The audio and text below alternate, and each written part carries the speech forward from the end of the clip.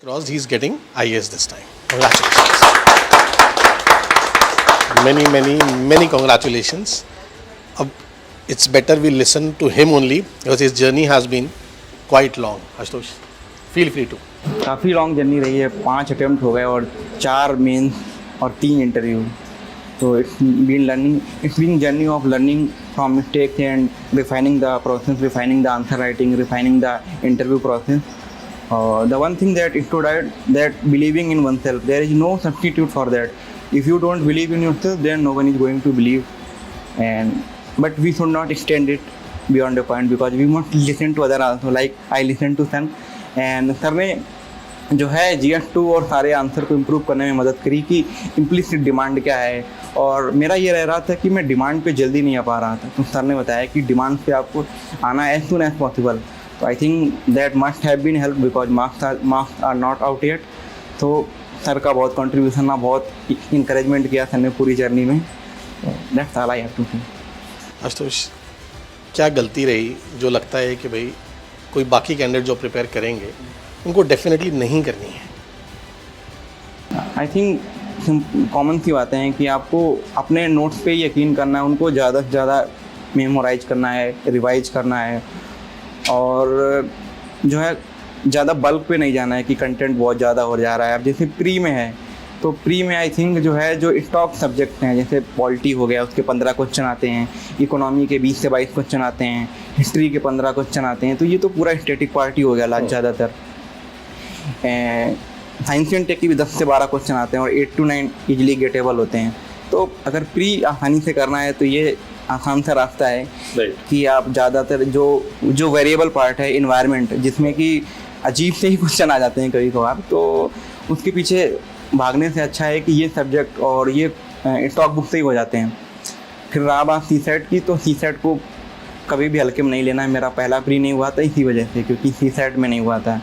और comprehension, I think जिन लोगों का, जो लोग नॉन टेक्निकल बैकग्राउंड से हैं, तो उनको कॉम्प्रिहेंसन में बहुत वर्क करना चाहिए. और मेरा हर बार कॉम्प्रिहेंसन की वजह से ही CSAT हुआ है. 23 में भी CSAT जो है वो कॉम्प्रिहेंसन की वजह से ही हो गया था. तो ये, और मेंस में आई थिंक आंसर राइटिंग का कोई सब्स्टिट्यूट नहीं है कि मेंटल मैप बना लिया, क्वेश्चन देखे और कि इसका ये आंसर लिख लेंगे. वो कभी भी नहीं लिख पाते हैं, क्योंकि जब आप लिखते हो तो आप it's completely different thing. You will think something else and you will write completely different thing. So there is no substitute for the hard work. You have to write those PYQs, you have to write those test series, and take the feedback from the cubicle section from the sir. Because answer जो copy check होके आती है, कई बार लगता है कि copy has been harshly judged, not properly checked, something like that, because we feel that whatever we have written that is actually right and we have not been rewarded well.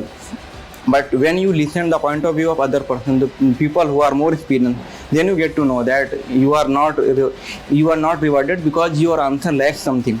So the importance of the guidance is immense, and I have been foolish to not utilize earlier attempts, and thankfully wisdom dawned upon me, and I have taken the guidance from the Aman sir, Asif sir, and many other mentors, and that has helped me in improving my answer. One more thing, I still remember when you came last year and you told me कि sir 297 I've scored in sociology. It was shocking for me कि final list में नाम नहीं आया, right? Sociology को लेके what you would guide कि हाँ ये चीज़ें हैं जो सोशियोलॉजी के आंसर में चाहिए ही चाहिए. आई थिंक सोशियोलॉजी आंसर में जो आपकी थ्योरी है ना, उस पर जो वो 6 थिंकर है ना, उनकी आपको सॉलिड अंडरस्टैंडिंग बहुत ज़रूरी है. अभी कोई भी टॉपिक है, रिलीजन हो गया, इकोनॉमी हो गया, मीडिया हो गया, अगर आपको मार्क्सिस्ट थ्योरी मालूम है, क्लास एंगल मालूम है, तभी आप उन सब में यूटिलाइज कर पाओगे. अगर आपको वेवर का एंगल मालूम, दरखीम का एंगल मालूम, कि वो स्ट्रक्चर से ही सारी चीज़ें सोचते हैं कि the structure is important, individual is secondary, अगर वो मालूम है तभी आप जो भी चीज़ों के एनालिसिस अच्छे से निकाल पाएंगे आई थिंक. और जो है सेकंड थिंग जो उसमें इम्पॉर्टेंट जो मुझे लगती है, शायद वो और लोगों के लिए अलग हो, कि जब आप थिंकर्स को कोट करने से ज़्यादा, कोटेशन चेपने से ज़्यादा, अगर आप जब खुद का एनालिसिस डालते हैं तो वो आपकी अंडरस्टैंडिंग दिखाती है, आपके यूनिक एग्जाम्पल्स उसमें आ जाते हैं, वो बिना एफर्ट्स डाले आपके एग्जाम्पल आते हैं, क्योंकि आप आसपास चीज़ों को जो है देख रहे होते हैं. और आप कोट करने की बजाय आप अपनी एनालिसिस डालते हैं, दैट स्टूड आउट ऑलवेज। अच्छा, that has been now ring the bell, come on. Thank you sir. At least 10 times. I think 5 time will be good.